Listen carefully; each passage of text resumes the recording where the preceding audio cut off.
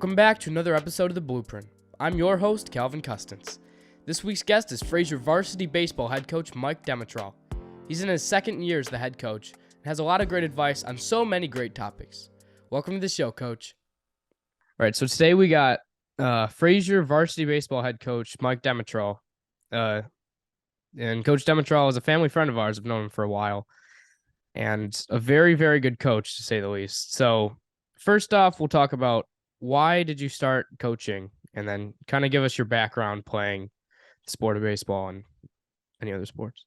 Sure. Well, first I want to thank you for having me on. This is great. I really appreciate the time. I grew up playing baseball, and through high school I had the opportunity to play some college ball at Western Michigan and walking onto that team over there. So baseball has definitely been a passion of mine for a long time. I come from a big baseball family. Brothers all played through high school, and many of them had the opportunity to play in college and go on professionally to play. So just kind of was always around the field watching or playing the sport. I knew I wanted to go into teaching probably when I was a freshman or sophomore in high school, and teaching and coaching became the dream early on. So I had the opportunity right after I graduated from college to become the JV baseball coach at my old high school at Sterling Heights High School. I was looking for a teaching job, and there weren't a lot of jobs around. This was just an opportunity to kind of come home and do something that I knew I wanted to get into anyway.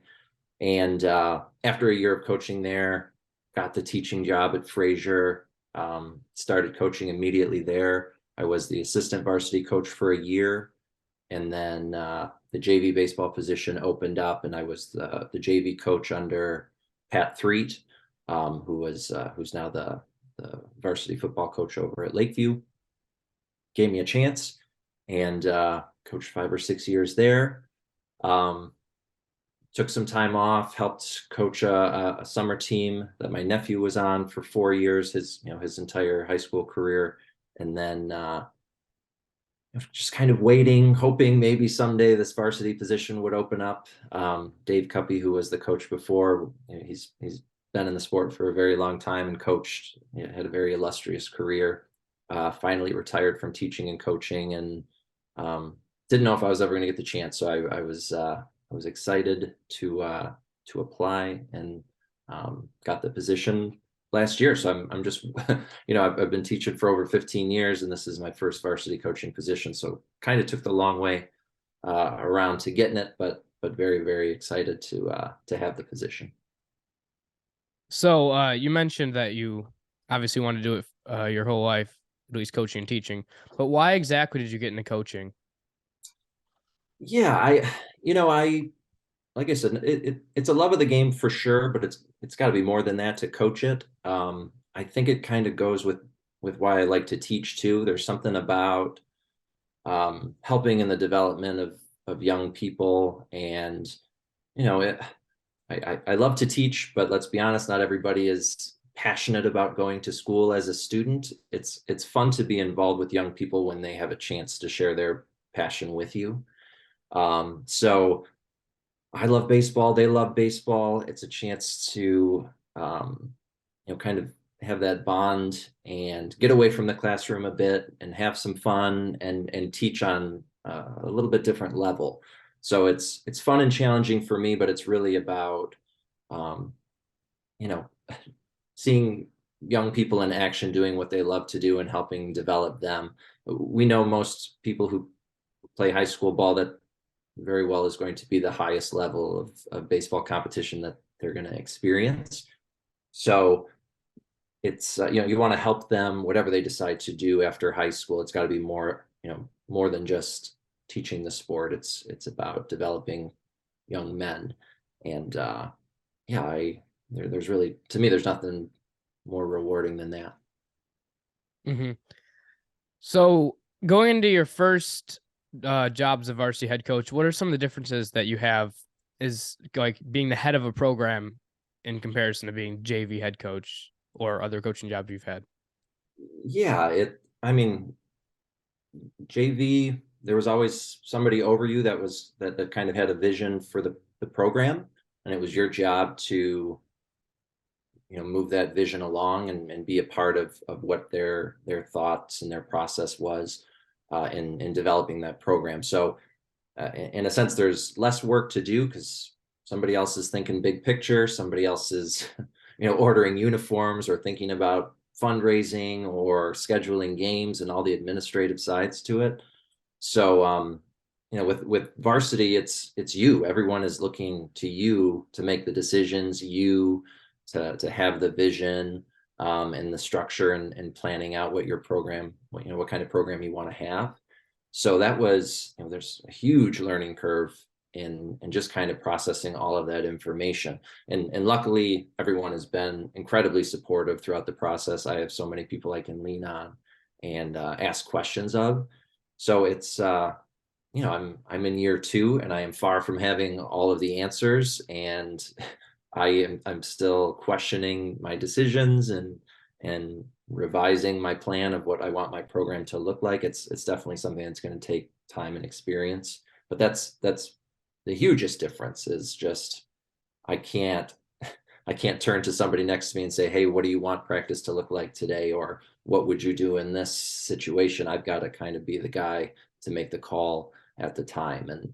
And there's a certain amount of fun that goes along with that, a certain amount of pressure that goes along with that. But um, I'm sure it's something that will be easier for me over time. Hmm. Is the head coach, how much more is involved in like running a program than just coaching the team and just like running the practices? Well, you know, it's a good question. It's not like my favorite stuff is everything that happens on the field. My favorite stuff is every interaction I have with my players and with my coaches. So there's quite a bit that happens behind the scenes, and it really we start scheduling games in October. You start to reach out to teams, and you're scheduling weekend tournaments, and then it's about the equipment. Do we have the right equipment? Do I need to make some orders? How much money do we have in the account? um, you have to hire coaches. This year we had some shuffling of our coaches at the sub varsity level, so we had to find a freshman coach. um, and those are absolutely critical pieces of running the program. But I like the X's and O's of coaching, and it's again, it's not fun to order uniforms in December when there's snow on the ground and this doesn't feel, it just doesn't feel Yeah. like baseball. So uh, it's I don't know.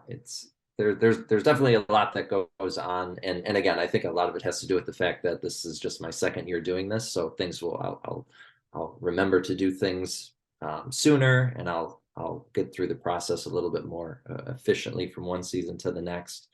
But yeah, I'm sure most coaches would say the operations and administration of running a team is probably low on their list, and they just want to get a fungo in their hands and hit some ground balls and throw practice and talk to kids about hitting. Uh, that's the fun stuff. But it it's what being the head coach is about. You've got to take care of all of that and make sure all of those things are set, so that nobody else has to think about it. Hmm. What are some of the big differences that you've noticed from coaching? You mentioned you coached summer ball and then obviously coached now high school. What are some of the main differences, whether it's roster building and tryouts? And because travel, oftentimes you get, I don't want to say more of a leash on players you can pick, but you like high school, you have to pick from the district. Like, so, what are some of the biggest differences in coaching those two different type of programs? Yeah, I mean, obviously the biggest one is you're kind of got to play with the hand you're dealt in high school. And I think there's great satisfaction in that to take a kid who was maybe a borderline kid and making the team and develop them into somebody who can play a role on the team. Um, you know, these summer teams, they've got the ability to go out and recruit top players, and there's there's a bit of a looseness to summer ball where, maybe you practice once a week, and hey, I'll see you on Friday at the University of Michigan for that tournament we're going to play in, and we're going to go stay at the hotel and go out to dinner with our friend. Like it's I don't want to say it's any less competitive, because there's great talent in these teams, but I think it's much harder to be a high school coach because the schedule is more grueling. When you're practicing every day, when you've got this short 2.5 month time period to practice with these guys and develop these guys, and try to put a competitive product on the field, again, with the players that tried out. This is my group of guys. This is what we've got to work with. It's much more challenging, but also much more gratifying. And I came from a time in high school when high school ball was the thing. You wanted to win more than anything. These were your friends. These were the guys who grew up down the street from you. And summer ball was the thing that you just kind of played to pass the time until school started again. And now I feel like the tables have turned a little bit, and there's so much emphasis on summer ball, and it's great, but there's something special about high school and that experience, and seeing the guys on your team sitting next to you in math class the next day. And it's just a deeper, more meaningful bond to me, that these are kids from my school and my community, as opposed to the summer team. So I don't know. I hope players don't lose that uniqueness of the experience of high school athletics in general. It's a special thing. Mm-hmm. Would you recommend that your players play on a travel team? I think you have to. I mean, if you want to improve, baseball is a game that you've got to play a lot of games to get that experience.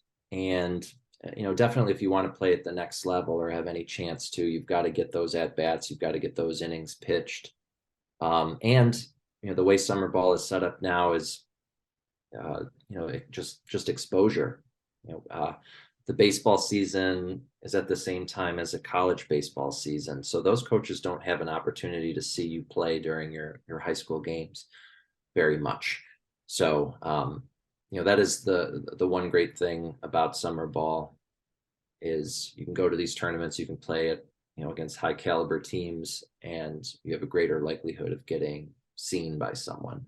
So I think you've got, if you want to get better, if you want to get seen, summer ball's got to be a part of the plan.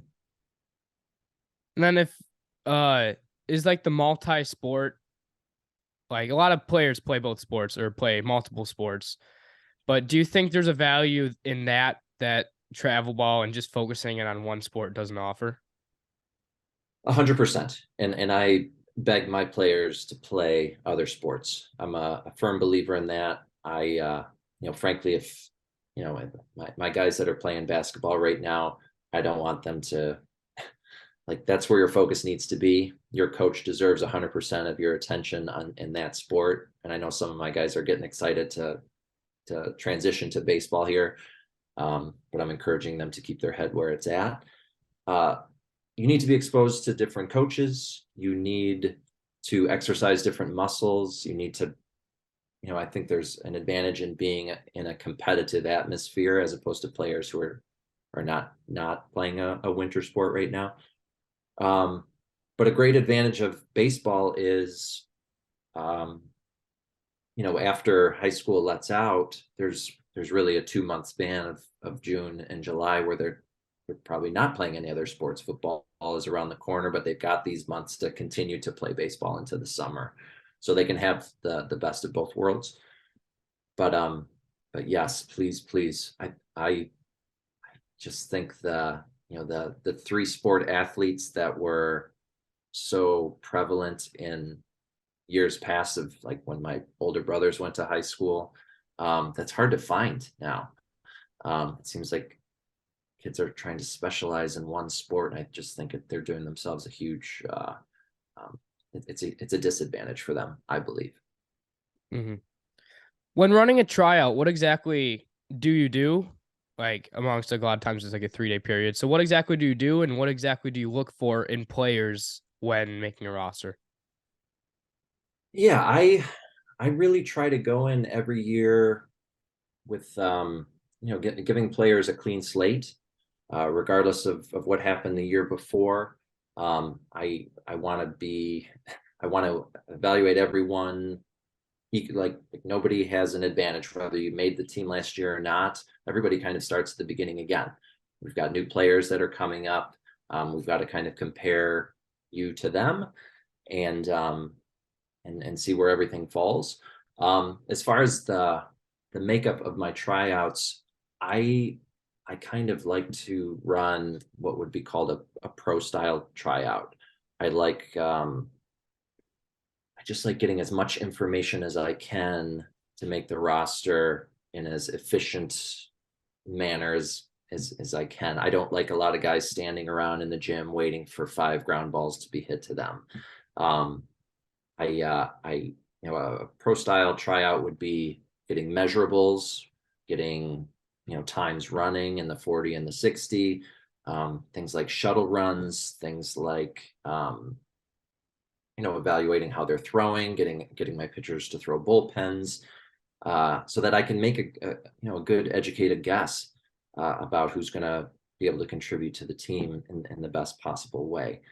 Um, I also, it's a cliched thing, but I want to see how players carry themselves. I want to see if they're confident. I want to see if they listen well. I want to see if I don't know, they're respectful, if they're business minded. Like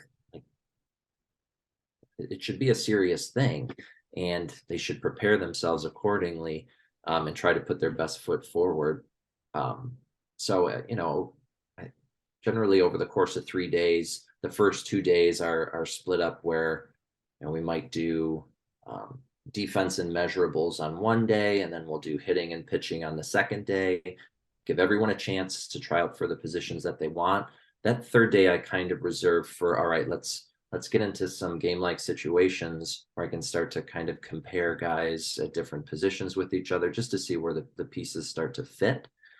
Um, and we go from there. It's I love the start of the new season, but it's absolutely the hardest thing a coach has to do is to make those decisions about who stays and who goes.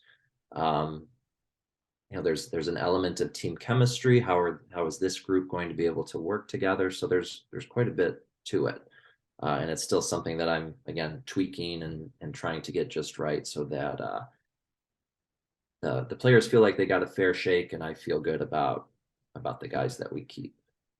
Hmm. What exactly do you looking for players like what does an outfielder have that an infielder wouldn't have and stuff like that? Like what exactly do you look for in different positions? Yeah, you know, I it's a it's a good question. I guess an infielder looks like an infielder. An infielder does the things that infielders do. You know what I mean? Like Yeah, yeah. they've got good hands. They're agile. Just the kind of their mannerisms of how they handle the ball coming at them. Are they aggressive? Do they go get the ball? Are they able to kind of read the hops and to pick the right hop out and make the play? How do they move laterally side to side? Even just how they throw oftentimes will kind of tell me what position they're better off for. Outfielders, are they athletic? Do they have good body control? Do they have a nice long loose arm where they can get some carry on the ball?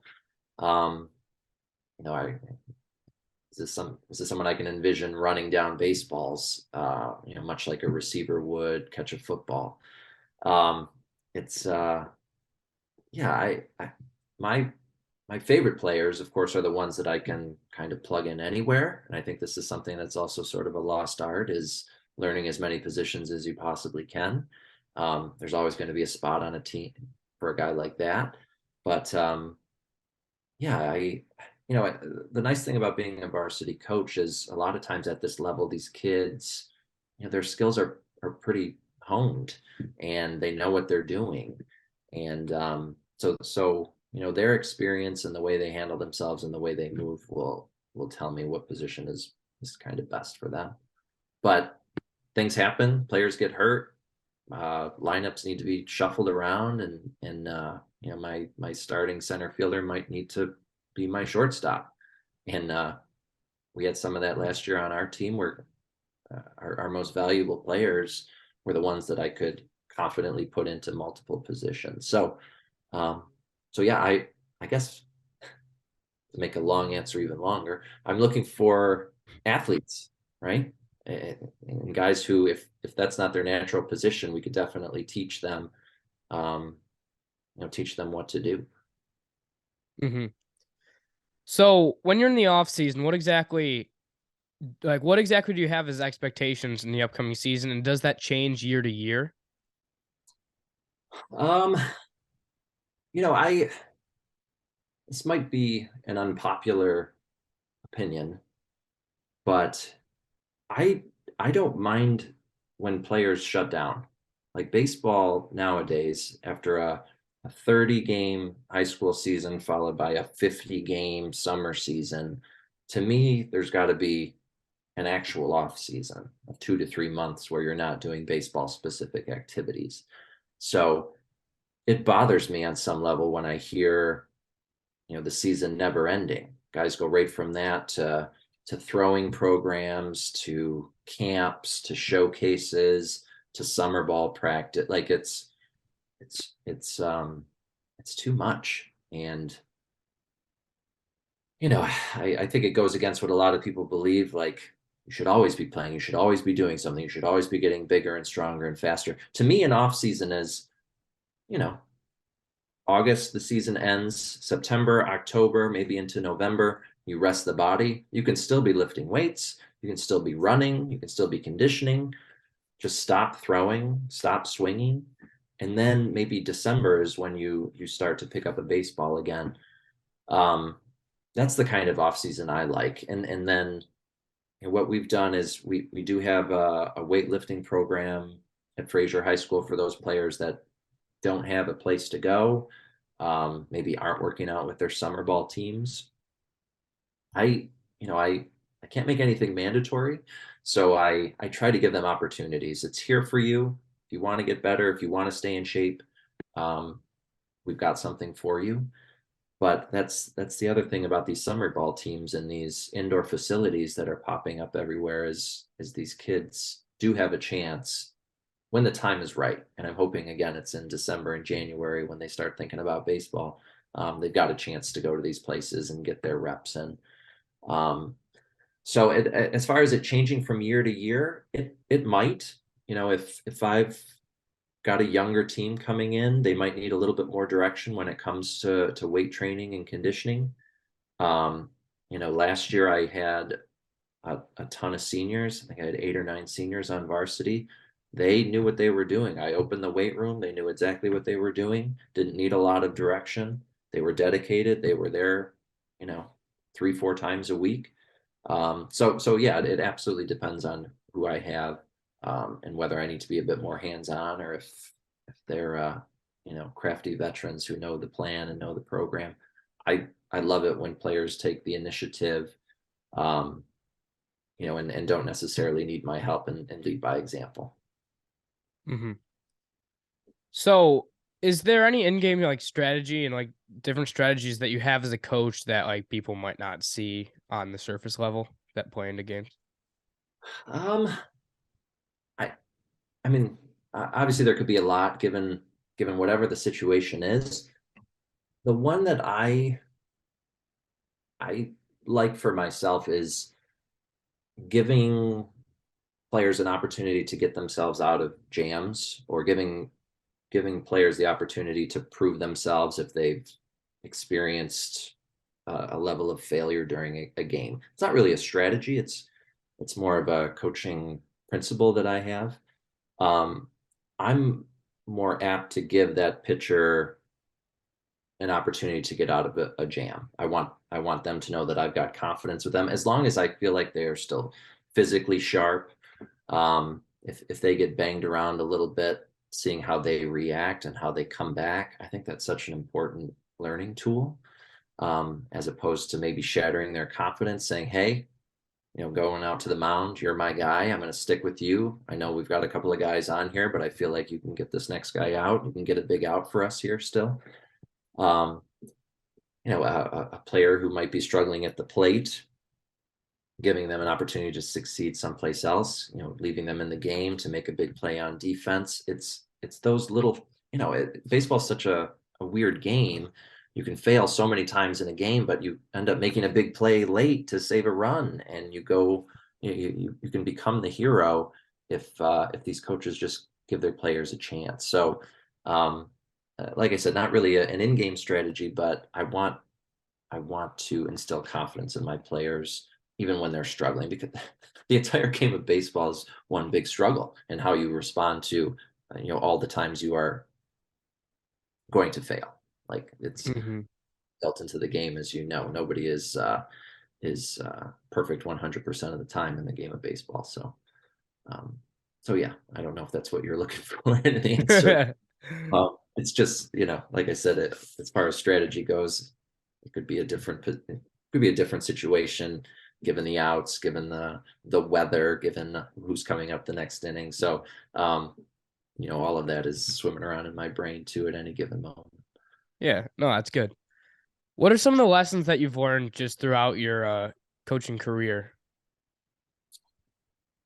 Um, it's you've got to be calm is a big one, and you can't let your emotions get away from you as a coach. Like, it's an emotional game, as I just said. You're going to fail a lot, and these are young men. They're not perfect. Oftentimes they wear their emotions on their sleeves, and nobody likes to fail. But as a coach, you've got to be a calming presence in the game of baseball. You can't add fuel to their fire. You've got to again show them that as your coach, I trust you and I have confidence and you're my guy. And I don't care about that home run you gave up, or I don't care about that strikeout you just had. Um, just kind of being the one person around that's going to be calm and cool and have confidence in your players. That's something that I definitely learned last year. Mm-hmm. So, what does like a normal practice plan for you look like? Yeah, well, I'm a teacher, so to me, a practice plan is a lot like a lesson plan. Um, you've got to you don't want to be stuck doing the same thing or the same drill for too long a time. You've got to keep everybody up and energized. You've got to keep them loose. You've got to keep them interested. If you can make it fun, great. But yeah, typical practice for me would be, a pre-practice meeting. What are our objectives? What are we going to try to do here today? What the expectation is? Um, a good warm up, get loose. Uh, we're conditioning our arms and staying in shape. I like to do, individual stations or drills with different positions. We're going to have a full team element, whether it's a scrimmage or a team defense. And I like to incorporate things that are going to make the practice competitive, whether it's game-like situations or little friendly competitions among the players, so they can kind of go head to head with their teammates. But the key is, you don't want to be, like I said, you don't want to be doing anything for probably longer than 10 or 15 minutes at a time. So it just keeps everybody up and guessing and hopefully wanting more. Practice can be a drag, okay, especially baseball Mm-hmm. practice. If you do it wrong, you're doing the same thing every day. People are going to lose their minds, including the coaches. So Mm-hmm. just don't be the boring coach that hits ground balls for an hour and then everybody take batting practice and go home. It's got to be more than that. Yeah. When your team's struggling, like, do you make adjustments right away, or do you kind of stick with what you've planned? You know, It again, it kind of depends on the situation. It might be a situation where you make a lineup change just to get some new blood going and hopefully create a spark. Um, you know, last year we had bouts during the season where our offense wasn't performing very well. So something like changing up a lineup or inserting one of your bench players into a game, um, that could be something that again gets a team going. But like I said, I I I want to believe in the team that we've got. Um, so encouraging them to stay mentally tough even when things aren't going right. We know that baseball is a game of ups and downs, and hopefully the downs, the lows aren't very long. Um, so so yeah, I would say I probably experienced both over the course of last year as a coach. Days when I knew I had to shake things up, and then days when I'm like, listen, we're so close. We can't give up on ourselves. If we keep doing what we're doing and working hard and practicing hard, we're gonna snap out of this. So it is kind of a delicate balance. Hmm. And then who are some of the biggest mentors that you've had and people that have helped you throughout your career? Yeah, you know, I my my family for sure. My dad, was a great athlete and kind of my first coach. He he's just a really positive guy. So I think that's kind of where I get my calmness when things go wrong. He was always in my corner talking me up, which is exactly what, these players need today. I have, my brothers were tremendous athletes, just watching them play and how they handled themselves and playing the game the right way, huge role models. Um, my brother Scott, coached at the college level, and he's always somebody that I can turn to when I don't have answers as a coach. Um, he's continues to be a huge role model for me in that respect. My brother Chris, who kind of taught me how to play the game at a high level. Uh, just one of the best coaches I've ever seen in action. Incredibly positive, knows the right way to play, um, and has gotten teams to follow him with great success. So them, along with coaches I've had in my career, Coach Fred Decker, who was at Western, is kind of a legend of the sport and coached it for 40, maybe 50 years. Um, so yeah, I guess I'm trying to emulate as much as possible all of these influences throughout my life. I'm nowhere close to any of them, but hopefully someday. And yeah, they're all people that I continue to turn to uh, every day. Hmm. And then my final question, or actually, I have another question just out of curiosity. What's your opinion on the MLB rule changes?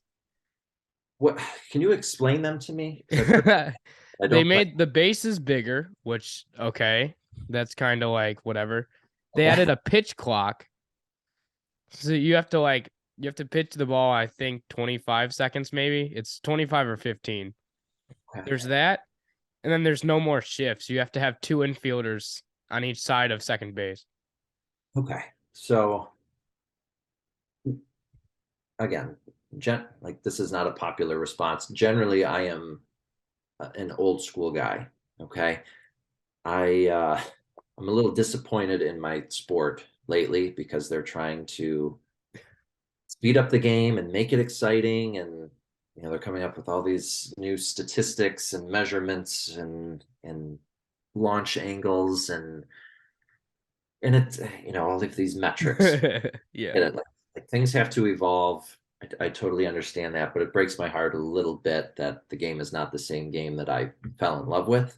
So as far as the shifts go, I'm I'm fine with that. Fine, get it back to what it looked like before. I don't have a problem with that. But like clocks in baseball, that was to me that's a great thing about this game is there was no clock. It ended when it ended. But I know younger generations have a problem with baseball, and maybe less kids are playing baseball because they feel it's too long or Yeah. too boring. And then one other rule is you can only throw over to first twice. You can only pick off to first twice. or step off twice. And if you do it a third time and you don't like throw it over, then they automatically get the next base, which I feel like, I don't know how I feel about that one, but It's so we're like shaving off seconds here. It doesn't make yeah, sense. exactly. There it's already a really complicated sport. Like if aliens landed on this planet and we tried to teach them the sport of baseball, it would not make sense to anyone. Like I just sat through a high school rules meeting today, and just the crazy rules that we have to change every year about the size of the jewelry that can be worn by high school Oh my kids. It's gosh, yeah. really what we need to be worrying about right now. So anyway, I just roll my eyes and I'll do whatever I'm asked, and I'll still always watch the game, but like a little piece of me dies every time they tweak the rules. Yeah. All right, so that's all I have for you, Coach. Thanks for doing this. Yeah, this was great. I really appreciate it. And Calvin, you're awesome. I love how everything you do, you're just passionate about it. You go at it 1,000 miles an hour. And this is just I've listened to a bunch of your episodes for this podcast. It's been just really like professionally done. You're crushing it. So kudos to you. Thank you, Coach. I appreciate it.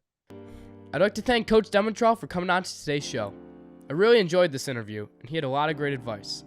Make sure to leave a like and a comment. As always, my name is Calvin Custance, and this is The Blueprint.